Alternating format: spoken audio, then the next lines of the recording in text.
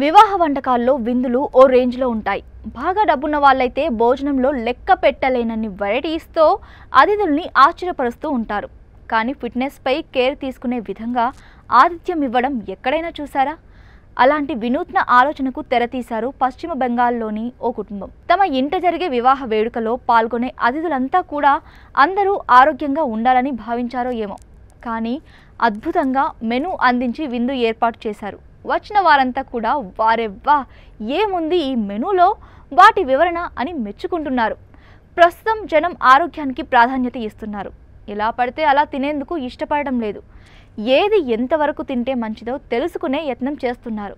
ఈ నేపథ్యంలో పశ్చిమ బెంగాల్లోని ఓ ఫ్యామిలీ తమ వివాహ వేడుకలో వచ్చిన వారికి డైట్ ఇబ్బంది కలగకుండా జాగ్రత్త తీసుకుంటూ తాము అందించే వంటకాలకు క్యారీస్తో సహా సవివరంగా మెనూలో అందించారు.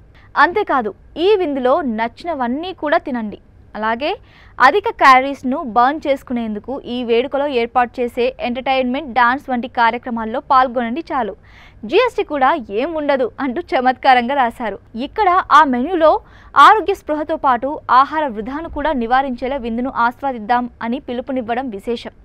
ఇక్కడ ఆ మెనూలో ఆరోగ్య స్పృహతో పాటు ఆహార వృధాను కూడా నివారించేలా విందును ఆస్వాదిద్దాం అని పిలుపునివ్వడం విశేషం. ఇంకో విషయం కూడా జత చేశారు. ఎంజాయ్ చేద్దామనే వచ్చాం కాబట్టి దాన్ని మిస్ చేసుకోకుండా కంఫర్ట్గా ఉండమని మెనూ చివరిలో సూచించారు.